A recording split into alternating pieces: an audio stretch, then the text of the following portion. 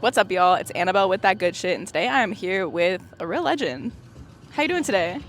I'm doing great. How are you doing? I'm great. What is your name? My name is Igwe Aka. Igwe Aka. We just had you on the lot. That was real fun. Did you have a good time? It was real hot in there. It's not what you would imagine. It's a real life parking lot, like dead ass real life parking lot. I was not imagining that. A real life parking lot. That is a shipping container. They put a door on it. They put some CDJs in there, and they said, "Go ahead." Come on, and that's really what I like. You know what I'm saying? It's ingenuity. You know what I'm saying? I really appreciate that. Yeah, we appreciate ingenuity. You've been in New York for a little bit. How's your time been out here, and what have you been up to? Man, it's been super fun. Going to a lot of parties. When you're in New York, you hang out on rooftops a lot.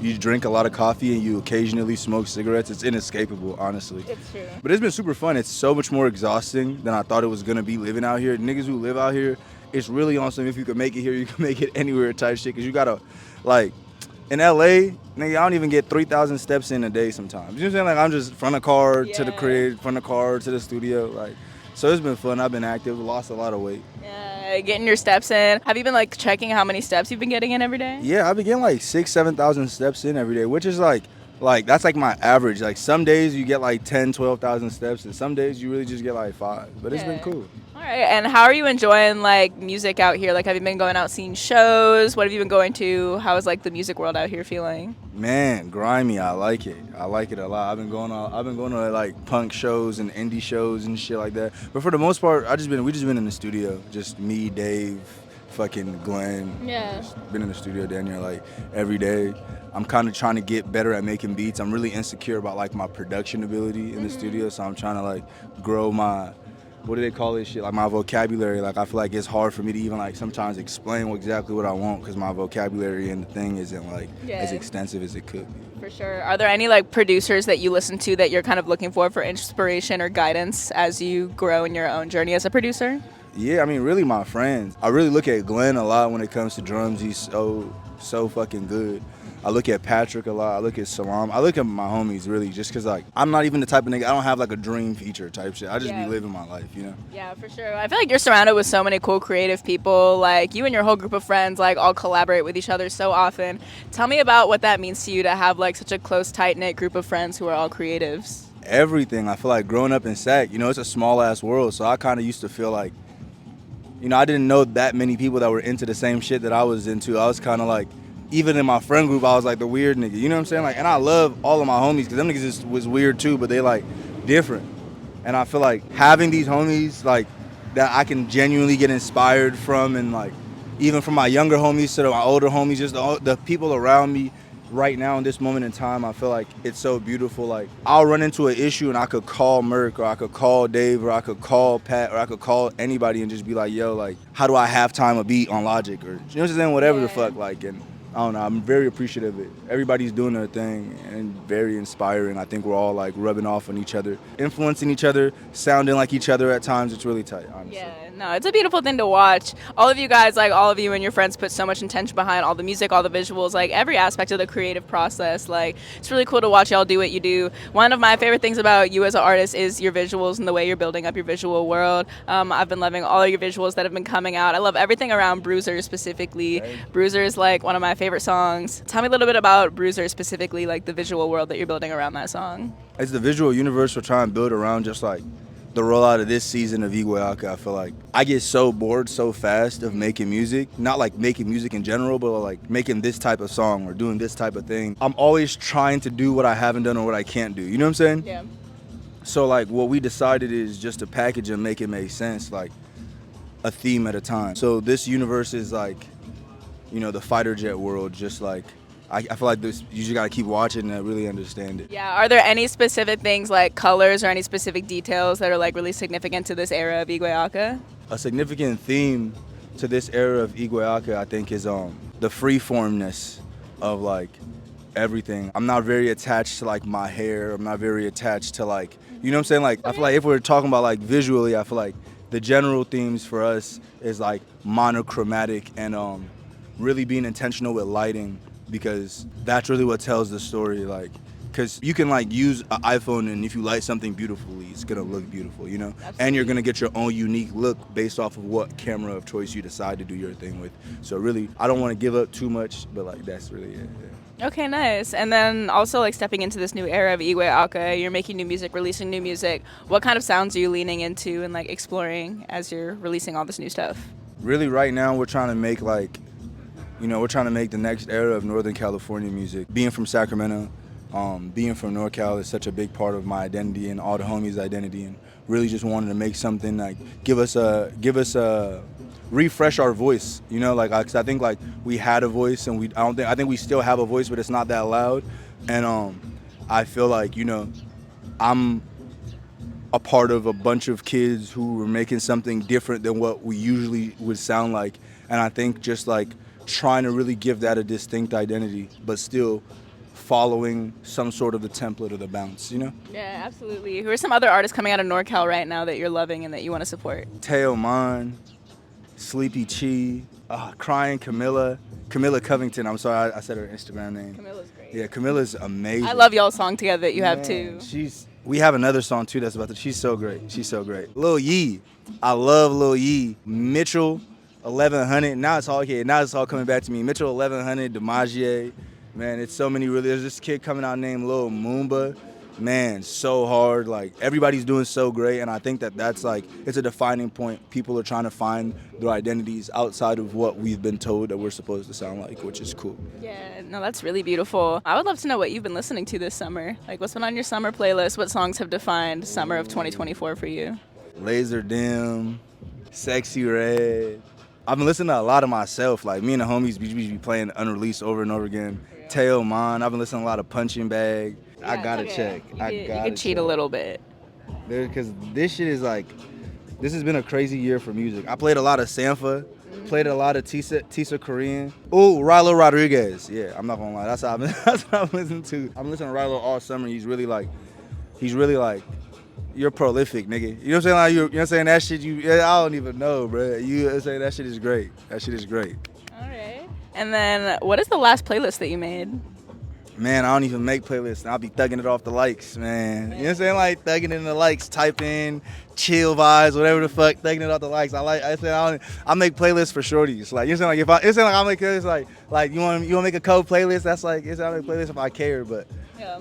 like for myself, I like when I get surprised, like when I shuffle and I hear a song from like 5 years ago and I'm like, oh my God, especially on SoundCloud. Like I love when I get surprised and I'm listening to like, I don't fucking know, some old ass ugly god or something. I'm like, what the fuck? I forgot I even love this shit. If you're like talking to a new shorty, right, and you want to send her a playlist, you're trying to impress her, get the vibes across. What playlist are you sending her? What's on it? See, it depends on what type of shorty, right? Because there's different types of people. If I'm talking to a shorty and like as I'm kicking it with her, I could gauge she's like an avid hip hop listener, not like a casual hip hop listener, but like she's like updated. She knows what's happening right now type shit.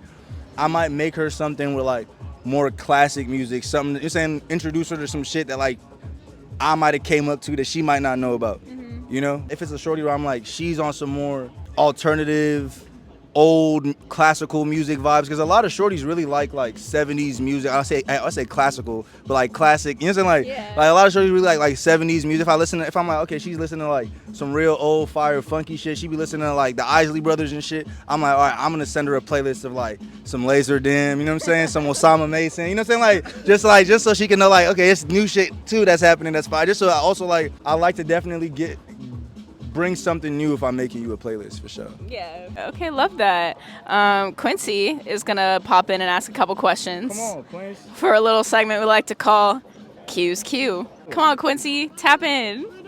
Are you from Sacramento? Oh my God, that's crazy. You said that and I was like, you say Sac? We're giving a lot of like people they're like reference points outside from like Mozzie or like fucking DB Bout It Back, and I love DB Bout It Back, and I think Mozzie's like Tupac. You know what I'm saying? Like really, to me, like that's like one of the best rappers ever. But at the same time, I moved to Sacramento from Africa, so like I grew up like listening to like 50 Cent, Kanye. I wasn't really like I was listening to the Jacka and Mac Dre and Andre Nicotina because of the surroundings, and like because of my brothers and shit like that. But I was definitely like listening to Soulja Boy and listening to You know what I'm saying? Like Yin Yang Twins, like throwing up the Atlanta sign. Like I was just like, it's a different like energy for us. Like, and I think when I was a kid, it was so weird. Niggas would literally be like, Meek Mill's better than Kanye, and I'm in here like fighting for my life in the lunchroom. Like, how do you think like growing up in Nigeria or like coming from Nigeria and then moving to Brooklyn affected your like music taste today and like the music you make?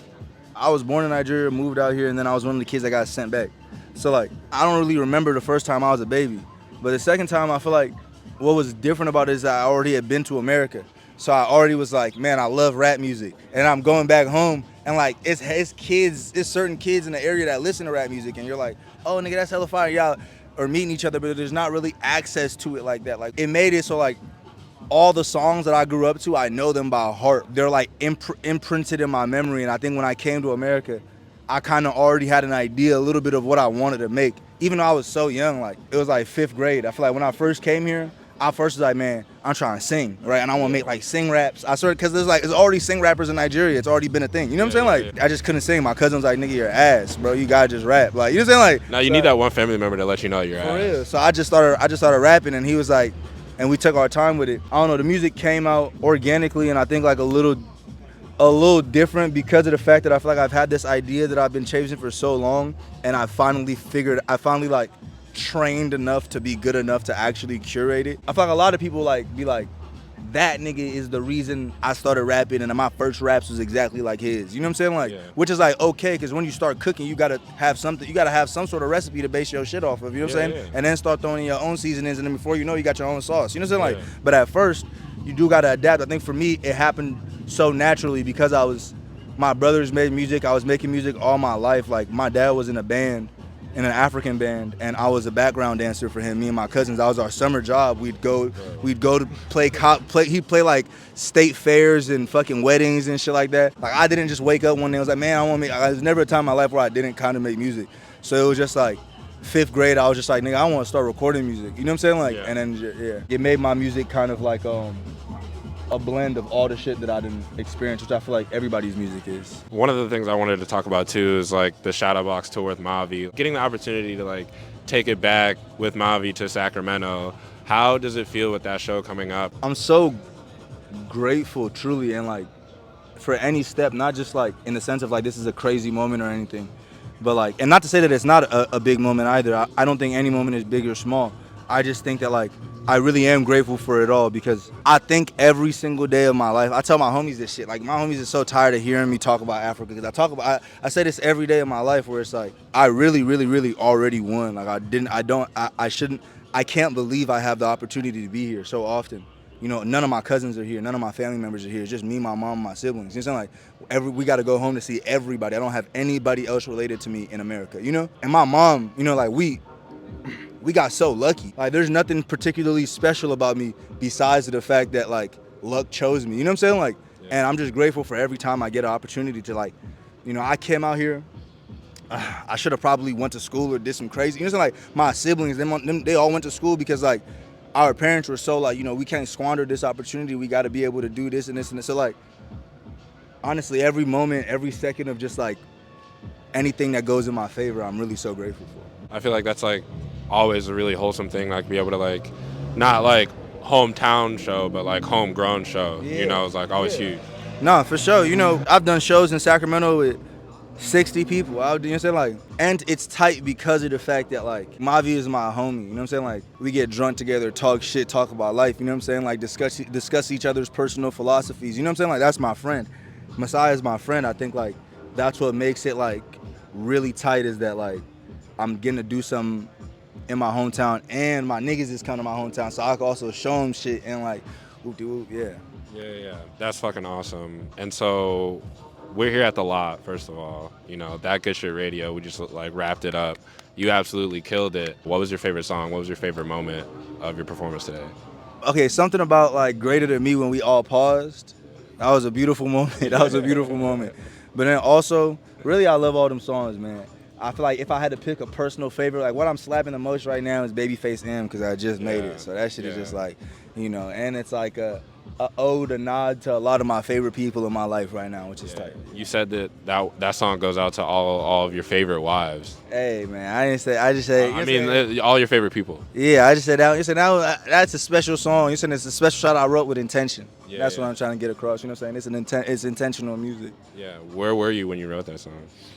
Man, when I wrote that song, what was it? I was on a train to Long Island University. On a train to Long Island University. Just on a journey. Bro, to go link with some random nigga that was like, yo, I got a studio. And I was like, fuck, yeah, I'm coming. Like, so I just like, I was pulling up to him and I was listening to this beat and I was like, man, this shit is so crazy.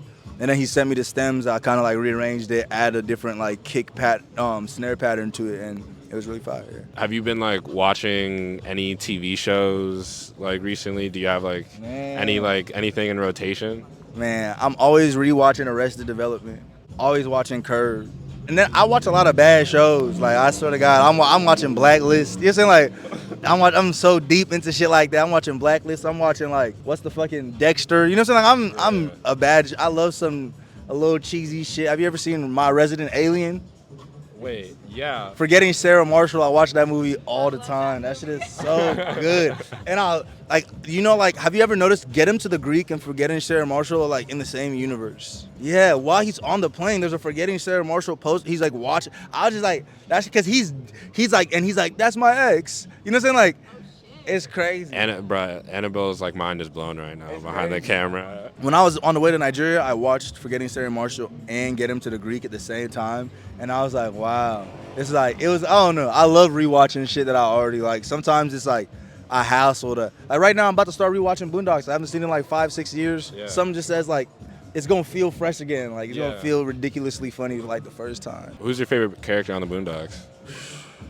Granddad, man. I don't know. Granddad is so like, he's so funny, and just to imagine an old nigga doing the shit he does, he's a brilliant character. I'd probably say Granddad, Thomas Dubois. Like obviously like the twins are like everybody's favorite. I mean the kids are everybody's favorite, but like it's too easy. They're like, you know what I'm saying? Those are each characters are political references. They're like, you're saying they're very like thought out, really great, really well built out characters, but like I think there's little side characters that's hella interesting. All right, well, this is my last question as a part of Q's Q. I'm wondering, like, if Grandpa from Boondocks was in the lot while you were performing, just like pulled up, what would his favorite like song that you performed be? Like, what would be the song would be like, oh, you know, like, who that boy Igwe? As soon as he heard, how do you feel about being my bitch? He be like, no, that's that shit I be talking about. That's it. He said, I like that. I like that. That's that shit I be asking. You see, like.